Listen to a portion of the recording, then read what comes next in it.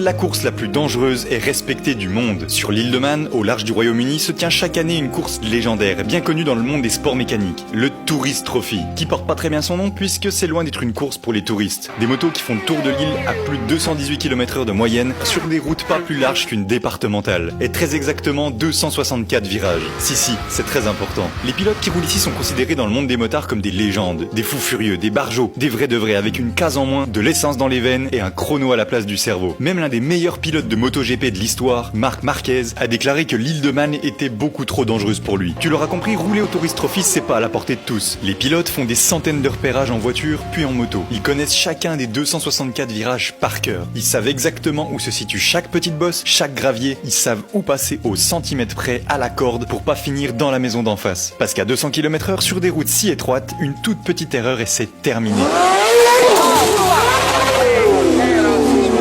Chaque année, il y a au moins un mort sur cette course. Et les pilotes ont tous conscience de ça. Et ils racontent qu'avant la course, l'ambiance est très pesante sur les stands. Et il y a de quoi. Des regards s'échangent, tout le monde sait que l'un des pilotes ici présents ne rentrera pas ce soir. Un peu comme des gladiateurs qui s'apprêtent à rentrer dans l'arène. 2022 a d'ailleurs été l'une des années les plus meurtrières de l'histoire du TT, avec 6 morts au total. Ces tragédies font de cette course